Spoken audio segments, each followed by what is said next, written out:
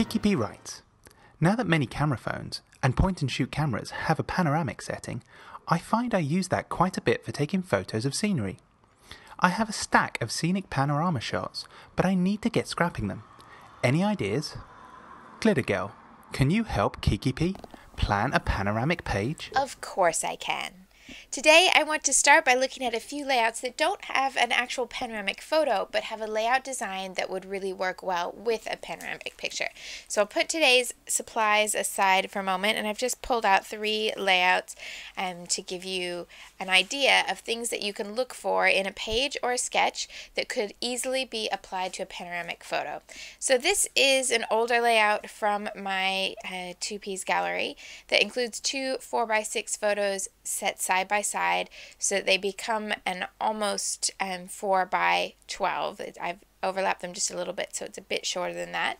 So you can look at designs that have 2 landscape 4x6 photos next to each other, or a long column of 2 portrait 4x6 photos, and that will give you the same sort of dimensions that you'll get in a panoramic photo.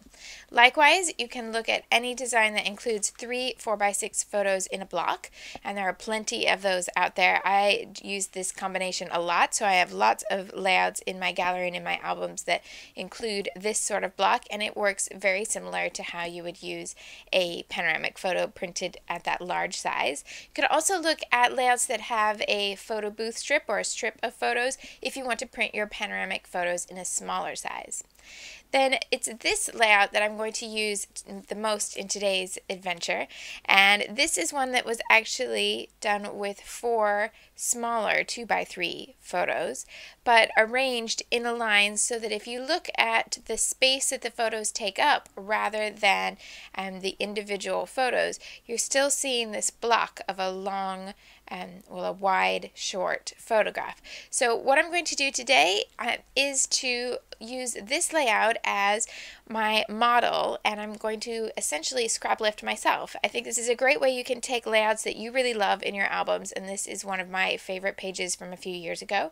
I'm going to be using this as a model, but I'm going to be scrapping with a panoramic photo instead of 4 smaller shots, and I'm going to be using supplies that are all available now. Now, one thing I need to keep in mind as I'm creating the page is that there are small differences in my style from when I created this layout to the one I'm going to create today. So for example, when this was my current style, I was using solid cardstock for a lot of my backgrounds, where today I tend to use a lot more pattern paper, and I also tend to do a layer around the edge, not on all layouts, but on quite a few at the moment. So I did want to take a little bit of even the color scheme from here, but not exactly. I'm going to stick with the idea of gray and pink, and that's going to work well with the color tone in the photo, but instead of going with this more emerald green, I'm going to add in an aqua, and I think I'm going to leave out yellow entirely, but I am going to add in some gold accents. So one thing I'm going to do to start is to set up the background. That's going to be a little bit different than here. So I'm going to have most of my background be the gray, but have a little bit of a pink border around the edge, and in this case I have cut out a box from the center so that I can have a little bit more of that pink pattern to use as accents on top of the page if that becomes useful. It does mean, like you just saw, that it makes the background just a little bit less stable. But once this piece is on top, I should be all fine. And from there, the biggest element of this page design is to have this wide piece of paper with the photo on top. So from that idea, I'm going to be using the mint pattern paper in a stripe here, and adding my photo on top of that. Now I wanted to add something to the edges, and lately I use ink, and when I made this page I was in a big kick of painting on mist with a paintbrush, so I decided I would try something new as a kind of in-between step, and I'm going to use gelatos with a paintbrush just on this block of pattern paper here.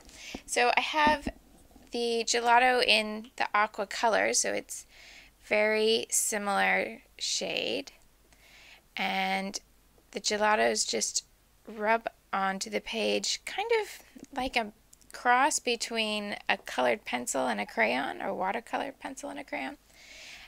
But they go on, and they look and feel like lip balm in your hand. And then you can use them like this, and they'll have more of a crayon type texture. Or you can then add water. So I just have a little bit of water on the edge of my paintbrush to go around these edges. And then, like a watercolored pencil, it blends out. Now the basic elements of this design are to start in this corner, build up a group of embellishments here, and then work on the diagonal to have a group of embellishments here, but also to include wording along the way. So all of the different elements of wording here feed into the journaling and all the different elements of the story that I'm trying to tell. So at this point, knowing that, I'm going to put the layout aside and go ahead and start building the same sort of embellishment on this page, but with all the supplies and the story I want to tell for this particular layout. I'm going to start with one of those glittered borders because I like using the border sticker pieces, or this one isn't a sticker, but different border pieces with panoramic photos or arrangements of photos in a line, because they are elements that stay on that same horizontal or vertical. They'll just help emphasize the direction that you're adding to your page. And in this case, this is a great place to start adding in that gold glitter finish that I want to include across the layout. Then I want my group of embellishments here, a group of embellishments here with my journaling, and the title to go across the middle here. So I've started, I've cut apart the different sheets, and I have sort of an idea of where things are going to go, but I haven't plotted it out entirely. I like the idea of bringing in a journaling card like this, but where the card goes off the edge. Normally I would then use it right at the edge of the page, but what I'm thinking is that I will use it not right off the edge of the page, but at least toward that side. So I'm thinking that one will go down toward the bottom, and then this one can come up here. I picked this one because of the tone on tone, just different shades of that same color. So this is a really saturated color it's really the same as the aqua, but just a little bit different because of the saturation. So I also wanted to bring in different things that make sense to the story. So since I'm using a concert photo, I thought that would be a good point to use a little ticket motif, and there's a ticket border strip in the pack, same as the glitter pieces, and I was able to find some other ticket pieces as well. So for example, this one is from that American Crafts die cut pack. Now it says family, and that doesn't fit with the story, but I like the shape and the color, so I can just add something over the top that will cover up that wording and make it into something that's going to work well for this layout. I'll go ahead and decide. I was just trying to decide if I want this to go off the edge here or to stay within that green box and green and gray box, and I think I'm going to go ahead and run it right off the edge.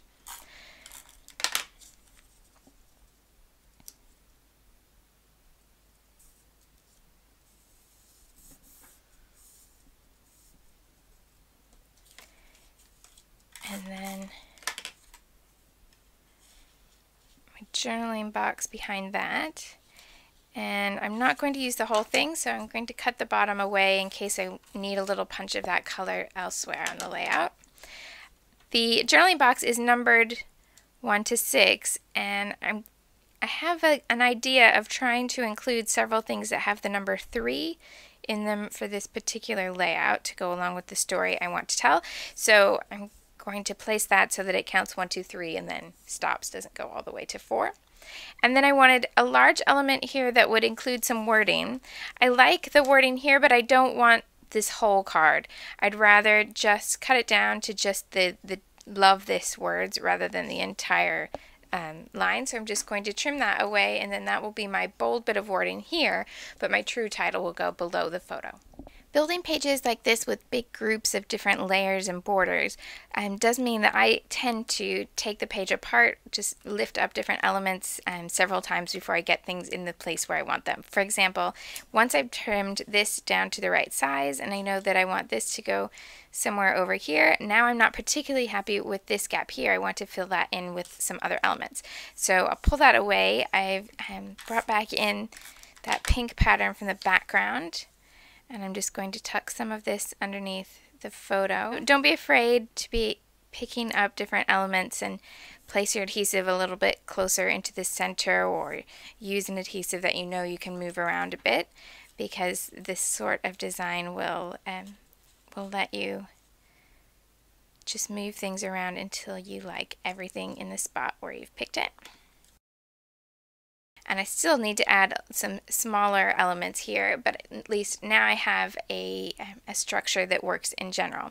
Now, this edge over here is bothering me, and to be honest, I was a little not convinced about this ticket from the beginning, because elements that have 25 cents and things like that, I often feel a little bit out of place using them on pages that the photos are not from the US. We don't have cents here, we have pence instead. So, and the other element was that I don't like that this one extends over the top. I tend to think if this were a shelf, that whatever element this is falling off the shelf, and it's a little disruptive to the eye. So I'm going to pull that off, and now I'm happier having this one here, but I do wish that this started just the tiniest bit over to the side here, so that I can see that tiny little edge of the pink, the corner there.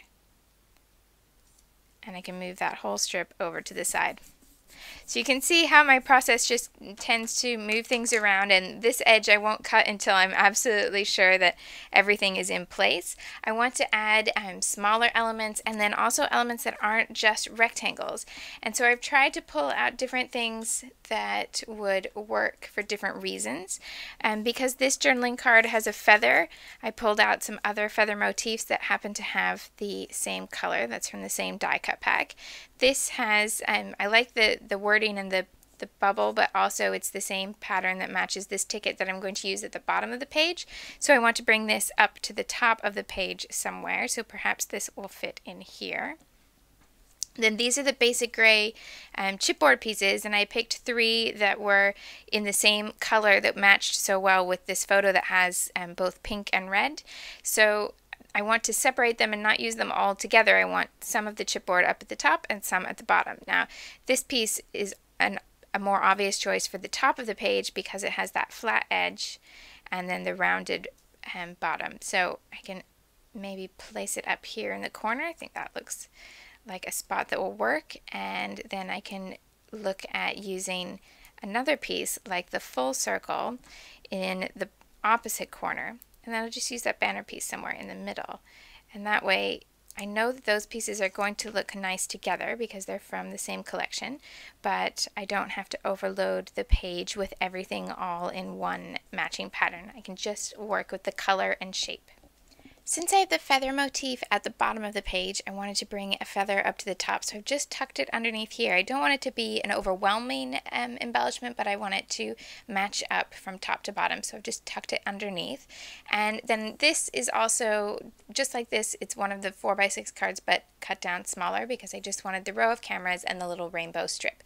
And now I'm ready to place my title in this spot so that then when I start to add the other embellishments, I don't run out of room. So I have 3 different sets of thickers that I brought out. I wanted to use the chili bean soup for the smaller letters in the title, and then some thickers for the title, or for the larger part of the title. But I brought out 3 different options to just see what would work best. I grabbed the gold glitter, that's the daiquiri from Maggie Holmes collection, and gold glitter would work really well because I'm including other elements that are gold glitter, except that these are going to go right in the same space, so it's going to be too much. So if I wanted to use these letters, I probably should have used a different strip here. In this case, the strip is something that I'm committed to, so I'm going to save the glitter letter stickers for another day. Then I have these 2 alphabets. This is an aqua Dear Lizzie and then a wood grain Maggie Holmes print called Doily, which is tiles with little doily print at the top, and then has little holes so that you can string them together as a banner. Now, I really like the idea of bringing in a little bit more wood grain, and I like this alphabet, and I like the shape of the pieces. However, there are two things I'm not particularly convinced on. One is that I'm not particularly convinced that stringing the ribbon through, or thread or anything else that could go through there, is really going to match the theme of this page. I think the banner style is something a little bit more outdoorsy, party, whimsical, where it just doesn't fit the story of a concert photo particularly, but also because I know I want to be able to adapt the lettering to letters that aren't used in the English language. The name of the band includes an accent that we don't have printed on our letter stickers, and if I use an alphabet that is a cutout actual letter, then I can use the punctuation and things like that, even if I need to cut it a little bit to make it look like an accent and not a comma or something. And I have a lot more freedom of how I can customize an alphabet if it's individual letters that are cut out rather than something that's tile shaped, because if I want to add an accent to some of these, I'm going to have to risk finding a pen that's going to be an exact match, and chances are you're going to be able to look at it and tell that I've altered the letter. That's not a particularly fabulous look, in my opinion, with tile letters. It's also why I try not to use tile letters in words that have apostrophes.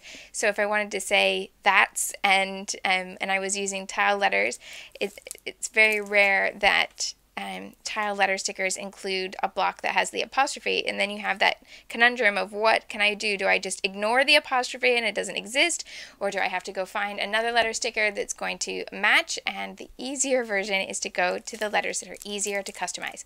So there was a thread recently about what sorts of products do you use if you are not doing your titles in English because you're scrapbooking in another language, and I would say that if the language you're using has lots of accents or custom letters, then you're better off with letter stickers that are individually cut out rather than tiles. So I'm going to go with the Aqua letter stickers here. This is the Serendipity font, which is a bit older, but you might have in your stash, and it's that great aqua color, so that's a good match to the Echo Park Aqua as well. Sometimes when you start scrap lifting another page, you'll find that something that worked really well on another layout just doesn't work quite as well when you change it around. So in this case, it was adding the smaller letter stickers on top of a block of paper. I tried that here with these letters that are not tiled, they're just regular cutout letters, and then I added the aqua around the edge just like I did here. But I'm not convinced. I'm not convinced with this block, and I'm wishing that the letters were individual letters just like this and that I could just run them straight over. I'm thinking that part of the reason I don't like this, well, there's two reasons that strike me right away. One is that the reason it works on the other page is that I tucked this line underneath here. But because these letters are the same letter, the title just runs together and it gets a bit too hard to read, too messy. So in separating it, now it's blocky into fluid and it doesn't have a flow that works well. The other thing I'm not liking is that the weight of putting it on a block covers up more of the photo. Now you're not actually losing any meaning to the photo, I'm just covering up the floor. I know that the floor is there even if I put this on top of it, but I think that this block has now become too heavy and it makes the title not read evenly. So I want to try my best to pull this apart and put it back together. I don't have enough letter stickers to do it again with the same letters unless I can pull these off the pattern paper. So I'm going to try to dissect this and put it back together. If I can't do that, then I'm going to have to spell this part out in another lettering form. Small change of plan. Even though I was able to get a couple of the letters off the block of pattern paper, they are still just a larger alphabet that's quite heavy in this area of the page. So I went back to the drawing board and went back to the smaller letter stickers, the mini markets, and I like them in that position a lot better. So I'm just going to go ahead and continue like that. I'm not going to put them on a block. I will say that if you're adding stickers on top of the glittered border, it does help to have some part of the sticker come off and attach to something else that's flat. You will get a bit of adhesive to the glitter, but it won't be as strong as on a normal sheet of paper or the photo. So if you're going to add it straight onto the glitter and it's not going to have anywhere else to grab a smooth surface, then you might want to consider adding either more glue or stitching it down to keep it in place. But mine, it's stuck now that I've added that little bit where it can just have a bit more traction at the top, and I'm going to go ahead and start my embellishment here at the bottom. Now I have these different elements that I wanted to make sure that I brought in. So I have 2 more chipboard pieces I want to include. I have the bigger pink and red feather, and I have the wood grain ticket to match this wood grain here. I also have some bits that I've cut away, so I have a bit of this ticket, and although I don't want to use the 25-cent piece, I could use that side. And I have this bit of green, and although I don't want to use the 5 and 6, I could use the rest of that bit of color. So I'll try piecing this together, and then I know that I have some smaller elements to come in and add on top of that. The border piece here, because it has a flat edge, looks like something that would be best and on a straight line so that it looks like it's hanging from somewhere rather than just floating in the middle of the page. So I'm going to line that up with the title lettering, but just have a little gap there. And this feather is placed on an angle, so I want to frame it. I'm not particularly worried about this being a speech bubble, so I'm going to bring this feather down to the bottom, and it's going to cover up that little tail of the speech bubble, but that's okay. And I've got a pop dot at the top here to give it a little bit more dimension off that edge. Then I have that wood grain ticket where I want to use the shape and the color of the wood grain, but I don't want that word to show. And I have this circle piece, so I'm thinking I can overlap the 2 of those and bring them down to form this gathering here. So I'll go ahead and stick the chipboard to the ticket first, so that then I can move it around. This way I can get as much of the wood grain showing as possible while also covering up the lettering that I wanted covered. And then I can bring this down to this part of the page and move it around. I'm trying to get that 3 so the 3 will still be visible. So now the chipboard will hold that all in place.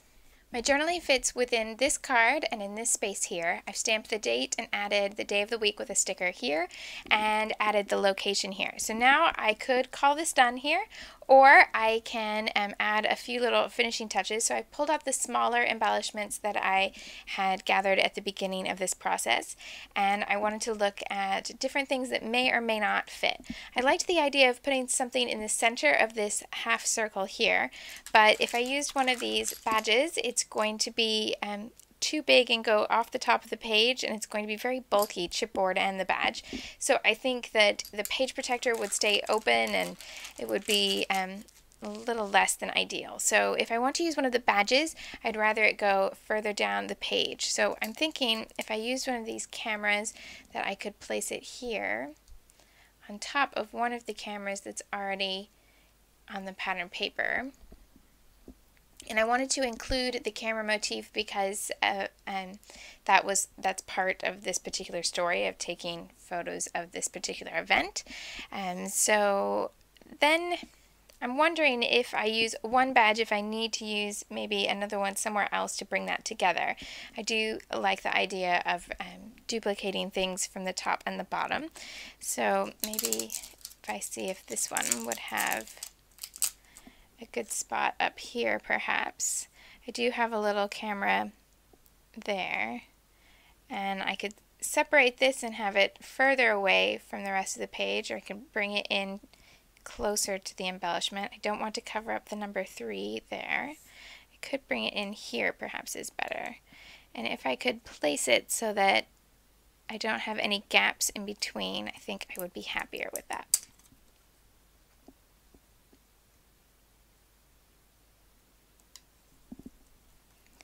I do think this makes me want to have something really small here around the edge, so maybe that's a good spot for a couple of these dots, and I wanted to use the palest shade. So then that makes me want to take these down to the bottom, of course, and repeat that same sort of idea.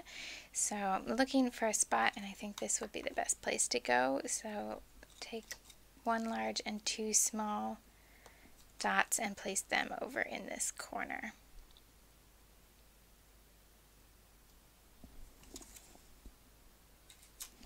Then as far as the stars go, I don't think I would be using the larger ones. I think they're going to be far too big, but maybe just a couple of the smallest size would work well in these little gaps.